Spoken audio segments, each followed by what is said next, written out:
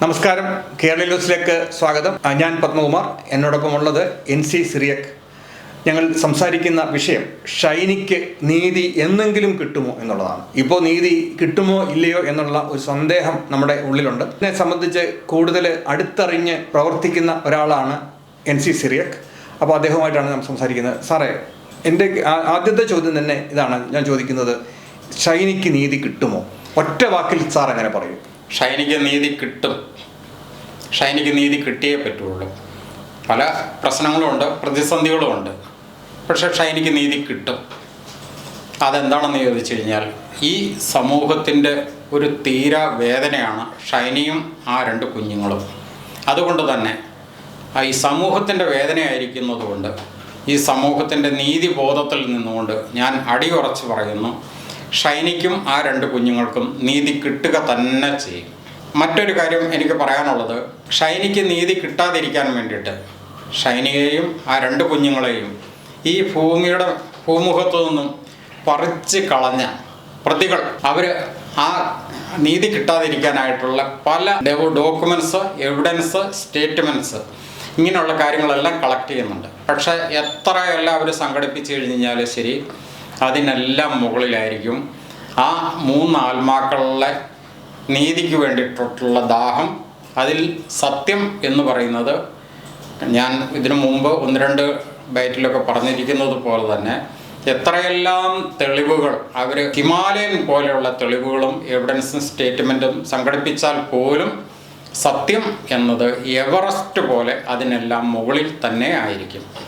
കാരണം നമ്മുടെ ഇപ്പം പറയുമ്പോൾ ഇപ്പം ഇദ്ദേഹത്തിന് ജാമ്യം കിട്ടുക എന്ന് പറയുന്നത് തന്നെ കേസിന്റെ വലിയൊരു പരാജയത്തിലേക്കല്ലേ നമ്മൾ ചൂണ്ടിക്കാണിക്കുന്നത്. കാരണം ഈ ജാമ്യം കിട്ടുക, ഇപ്പം നമുക്ക് ഇദ്ദേഹത്തിന് ജാമ്യം കിട്ടുക എന്ന് പറയുമ്പോൾ പോലീസ് സബ്മിറ്റ് ചെയ്ത ഡോക്യുമെന്റ്സ് എന്താണ് എന്ന് സാറ് അന്വേഷിച്ചിരുന്നു? പോലീസ് അല്ലെങ്കിൽ പബ്ലിക് പ്രോസിക്യൂട്ടർ സബ്മിറ്റ് ചെയ്ത ഡോക്യുമെന്റ്സ് ഒന്നുമില്ല, വെറും പോലീസിന്റെ പ്രസ്താവനകളാണ്. അവന് മാനസാന്തരമുണ്ട്, അവൻ രാത്രിയിൽ ഇന്നിടത്തുനിന്ന് വിളിച്ചിരുന്നു, നോബി വിളിച്ചപ്പോൾ നോബി ഇങ്ങനെ നീയും കുഞ്ഞുങ്ങളെ പോയി ചത്തോ എന്ന് പറയുന്നതല്ലാതെ പോലീസിൻ്റെ കയ്യിലുള്ള ഫോൺ അവർ പോയി അത് പരിശോധിച്ച് അതിൻ്റെ ഓഡിയോസോ ഒന്നും കൊടുത്തതായിട്ട് യാതൊരു അറിവും ഇല്ല. അല്ല, അത് പൊതുസമൂഹത്തിലെ നിയമ സംവിധാനത്തിൽ വന്നിരിക്കുന്ന ഒരു ബലക്ഷയമാണ്. അതിനകത്ത് സംഭവിക്കുന്നത് എന്താണെന്ന് ചോദിച്ചു കഴിഞ്ഞാൽ, ഇവർക്ക്, അതായത് പ്രതികൾക്ക് എങ്ങനെയും രക്ഷപ്പെടാൻ വേണ്ടിയിട്ട് അവർ നിയമ സംവിധാനത്തെ പല രീതിയിലും ചൂഷണം ചെയ്യും. അത് നമ്മുടെ പൊതുസമൂഹത്തിൽ ഇപ്പം സംഭവിച്ചുകൊണ്ടിരിക്കുന്ന ഒരു കാര്യം തന്നെയാണ്. ആ കാര്യം തന്നെയാണ് ഈ സംഭവത്തിനകത്ത് അവിടെ കോടതിയിൽ സംഭവിച്ചത്. നമുക്കറിയാം, ഈ നോബിക്ക് ജാമ്യം കിട്ടുന്നതിന് മുമ്പ് പോലീസ് പറഞ്ഞിരുന്നത്, നോബി വിളിച്ച് പറഞ്ഞിരിക്കുന്ന ഒരു 3 കാര്യങ്ങൾ നല്ല ക്ലിയർ കട്ടായിട്ടുള്ള എവിഡൻസ് ആണെന്ന് പറഞ്ഞിരുന്നു. പക്ഷേ ഫലത്തിൽ പ്രോസിക്യൂഷൻ അത് അതിശക്തമായിട്ട് കോടതിയിൽ പറഞ്ഞുവെങ്കിൽ പോലും കൂടെ കോടതി ചോദിച്ചത് തെളിവ് എവിടെ? അതൊരു പ്രധാന ക്വസ്റ്റ്യനാണ്. നമുക്കറിയാം, എവിടെ ചെന്ന് കഴിഞ്ഞാൽ കോടതികളിൽ എപ്പോഴും തെളിവുകൾക്കാണ് പ്രാധാന്യം. നിങ്ങൾ ഈ പറയുന്ന തെളിവുകൾ എവിടെ എന്നാണ് പ്രോസിക്യൂഷൻ ചോദിച്ചത്. സാധാരണപ്പെട്ട ജനങ്ങൾ ഈ കോടതിയൊക്കെ എന്താണ്, ഇവിടുത്തെ നിയമങ്ങളൊക്കെ എന്താണ് എന്ന് ചോദിക്കുന്ന ചോദ്യമുണ്ട്. പക്ഷേ അവിടെ കോടതിയുടെ മുന്നിൽ കൃത്യമായി അവർക്ക് ഡോക്യുമെന്റ്സ് ഇല്ലാതെ അവർക്കൊന്നും ചെയ്യാൻ കഴിയില്ല. മകളെ ബലാത്സംഗം ചെയ്ത് കൊന്നവനെ, വെടിവെച്ച് കൊന്ന ഒരാളിനെ നേരെ നിന്ന് നിറയൊഴിച്ചിട്ട് നേരെ പോലീസ് സ്റ്റേഷനിൽ പോയി കീഴടങ്ങിയ ആളിനെ കോടതി വെറുതെ വിട്ടു. കാരണം ഇദ്ദേഹത്തിൻ്റെ പറച്ചിൽ മാത്രമേ ഉള്ളൂ, ഞാനാണ് കൊന്നത് എന്ന് പ്രതി പറഞ്ഞതുകൊണ്ട് മാത്രം പ്രതിയെ ശിക്ഷിക്കാനാവില്ല, അതിന് നിങ്ങൾ തെളിവ് കൊണ്ടുവരുമെന്ന് പറഞ്ഞപ്പം പോലീസിൻ്റെ തെളിവില്ല, ആ രംഗത്ത് ദൃക്സാക്ഷികളില്ല. അതുകൊണ്ട് അദ്ദേഹത്തെ പിന്നെ വെറുതെ വിട്ടു. അദ്ദേഹം ഇന്നലെ കഴിഞ്ഞ ദിവസം മരണപ്പെട്ടു. അപ്പോൾ അങ്ങനെ ഒരു സംഭവം ഉണ്ടായി. അപ്പോൾ ഇതുകൊണ്ട് ഈ തെളിവുകളൊന്നുമില്ലാതെ കോടതി ആരെങ്കിലും പോലീസ് ഇങ്ങനെ പറഞ്ഞു, അതുകൊണ്ട് പോലീസിനെ വിശ്വസിച്ച് അങ്ങ് നീതി കൊടുത്തേക്കാം, ഇവർക്ക് ജാമ്യം കൊടുക്കാതിരിക്കാം എന്ന് വെക്കില്ലല്ലോ. പോലീസ് കൃത്യമായി ഡോക്യുമെന്റ്സ് ഇവനെ വിടാൻ പാടില്ല. ഇവൻ 16 വർഷമായി ഒരു പെൺകുട്ടിയെ നിരന്തരം പീഡിപ്പിക്കുന്ന ഒരു ക്രൂരനാണ് ഇവൻ. 2 കുഞ്ഞുങ്ങളെ, സ്വന്തം മക്കളോട് പോലും സ്നേഹമില്ലാത്തവനാണ്. 9 മാസമായിട്ട് ഒരു 5 പൈസയുടെ നാണയം അവർക്ക് അയച്ചു കൊടുത്തിട്ടില്ല. ഈ 2 കുഞ്ഞുങ്ങൾ എങ്ങനെ ജീവിക്കുന്നത് അറിയില്ല. നിരന്തരം ഇവൻ ഫോണിൽ ഇവരോട് ഇട്ടുപോയി. അവൻ തൊഴിച്ച് അവിടുന്ന് ബ്ലീഡിങ്ങോട് കൂടി ഈ സ്ത്രീയെ കുര്യാക്കോസ് വന്ന് പോലീസ് സ്റ്റേഷനിൽ കൊണ്ടുപോയി, അവിടുന്ന് കൊണ്ടുപോയി ഹോസ്പിറ്റലിൽ കൊണ്ടുപോയി 10 ദിവസം അവൾ ട്രീറ്റ്മെൻറ്റിലായിരുന്നു. ആ ട്രീറ്റ്മെൻറ്റ് രേഖകൾ കുര്യാക്കോസിൻ്റെ കയ്യിലുണ്ട്. അപ്പോൾ ഇത്രയും ക്രൂരമായി ചെയ്ത ഒരാളാണ് എന്ന് പറയണമെങ്കിൽ ഈ പോലീസ് എന്തുകൊണ്ടാണ് കുര്യാക്കോസിൻ്റെ കയ്യിൽ നിന്ന് ഡോക്യുമെൻറ്റ്സ് എടുത്ത് കോടതി പ്രൊഡ്യൂസ് ചെയ്യാത്തത്? നമ്മൾ കോടതിയെ പറയും ഇന്ത്യൻ നിയമം ഇങ്ങനെയൊക്കെയാ എന്ന് നമ്മൾ സാധാരണക്കാരൻ പറയുകയാണ്. നമ്മളോട് ഫോൺ ചെയ്യുമ്പോൾ പറയുകയാണ്. അപ്പം ഞങ്ങൾ അവരോട് പറഞ്ഞ് മനസ്സിലാക്കാറുണ്ട്, നിങ്ങൾ ഉദ്ദേശിക്കുന്ന പോലല്ല, കോടതിയെ നിയമത്തിനെ ഒന്നും നമ്മൾ വഴി പറയരുത്. ജഡ്ജിനൊക്കെ മനസാക്ഷിയുള്ളവരാണ് ജഡ്ജിമാരായിട്ടിരിക്കുന്നത്. പക്ഷേ അവരുടെ മുന്നിൽ കിട്ടുന്ന ഡോക്യുമെൻറ്റ്സ് വെച്ചിട്ട് അവർക്കൊരു വിധി പറയാൻ പറ്റുമെന്ന് പറഞ്ഞു. അപ്പോൾ ഇത്തരം ഒരു പോലീസ് ഒത്തു കളിച്ചാൽ, ഏറ്റുമാനൂർ പോലീസ് ഒത്തു കളിച്ചാൽ ഈ കേസിന് എന്തെങ്കിലും നീതി കിട്ടും എന്ന് ഞാൻ വിചാരിക്കുന്നില്ല. അതിനകത്ത് നമ്മൾ ചെയ്യേണ്ടത് എന്താണെന്ന് വെച്ചാൽ, പൊതുസമൂഹത്തിൽ എപ്പോഴും ഒരു നീതിബോധം ഉയർന്നു നിൽപ്പുണ്ടല്ലോ.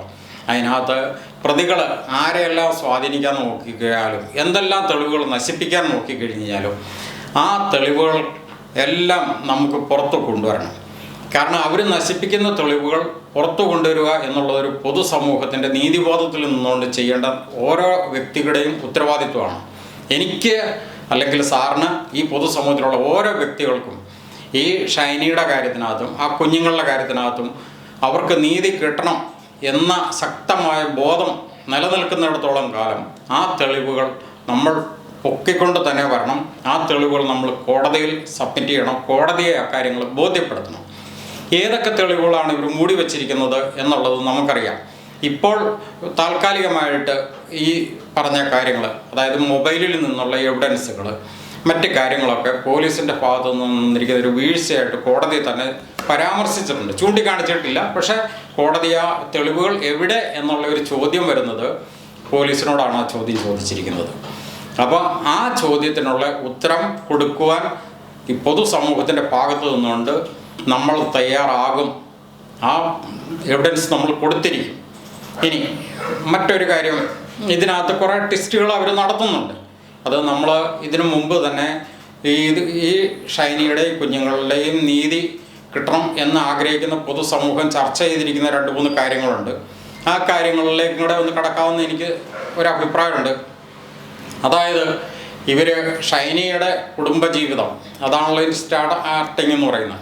ആ കുടുംബജീവിതത്തിൽ വിള്ളലുകൾ വരുത്തിയത് ഈ ഷൈനിയുടെ ഭർത്താവിനേക്കാളുപരി ഭർത്താവിൻ്റെ സഹോദരനായ ഒരു ബോബി ചേരിയിൽ എന്ന് പറയുന്ന ക്നാനായ കത്തോലിക്ക സഭാ പുരോഹിതനാണ്. അത് എനിക്ക് ഒക്കെ കൂടുതലായിട്ട് അറിയാം. ഞാൻ അതുകൊണ്ട് തന്നെയാണ് ഇത് പരസ്യമായിട്ട് പറയുന്നത്. ഞാൻ ഒരു ക്നാനായ സഭ അംഗം തന്നെയാണ്. അതുകൊണ്ട് കൂടിയാണ് ഈ കാര്യങ്ങളെപ്പറ്റി വ്യക്തമായിട്ട് പറയുന്നത്. പോലീസ് സബ്മിറ്റ് ചെയ്യേണ്ട ഡോക്യുമെന്റ്സ് എന്തൊക്കെയാണ് അവർ സബ്മിറ്റ് ചെയ്തത്? അതിനെ സംബന്ധിച്ച് സാറിന് അറിവുണ്ടോ? എനിക്ക് അതിനെപ്പറ്റിയുള്ള ഒരു അറിവ് എന്ന് പറയുന്നത്, പോലീസ് സബ്മിറ്റ് ചെയ്യേണ്ടിയിരുന്നത് ആ ഫോണിൽ നിന്നും കിട്ടിയ തെളിവുകളായിരുന്നു സബ്മിറ്റ് ചെയ്യേണ്ടിയിരുന്നത്. അതവർ യഥാസമയം സബ്മിറ്റ് ചെയ്തിട്ടില്ല. അത് ചെയ്തിട്ടില്ലെങ്കിലും ഇനിയാണെങ്കിലും അത് സബ്മിറ്റ് ചെയ്യുവാനായിട്ടുള്ള അവസരം നമുക്കുണ്ട്. കാരണം ഒരു കോടതി ജാമ്യം കൊടുത്തു എന്ന് കരുതിക്കൊണ്ട് ആ ജാമ്യം എന്നും ത്തേക്കുള്ള ഒരു ജാമ്യമല്ല, ഇതിന് മുകളിലുള്ള കോടതികളുണ്ട്. ആ കോടതികളിൽ നിന്നും ആ ജാമ്യം റദ്ദ് ചെയ്തുകൊണ്ടോ, അതുമല്ലെങ്കിൽ ജാമ്യമല്ല നമുക്കിവിടെ പ്രധാനം, പ്രതികൾക്കുള്ള ശിക്ഷയാണ്.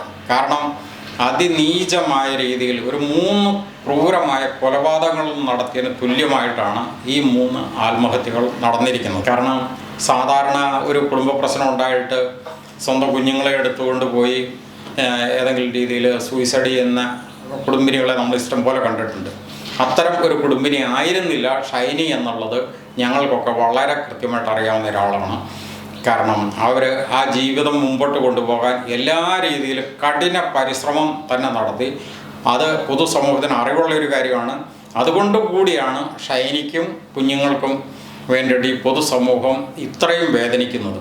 ഷൈനിക്കും ആ 2 കുഞ്ഞുങ്ങൾക്കും നീതി ലഭിക്കുക തന്നെ ചെയ്യും. അപ്പോൾ ഇതാണ് ഞങ്ങളുടെ ചർച്ചയിലൂടെ പറയാനുള്ളത്. അപ്പം അടുത്തൊരു ചർച്ചയുമായിട്ട് ഞങ്ങൾ വീണ്ടും കടന്നു വരും. അതുവരെ നന്ദി, നമസ്കാരം. കൂടുതൽ വാർത്തകളും വിശേഷങ്ങളും നിങ്ങൾക്ക് ലഭിക്കാൻ കേരളീയം ന്യൂസ് സബ്സ്ക്രൈബ് ചെയ്യുക. കൂടെ ബെൽ ബട്ടണും അമർത്തുക.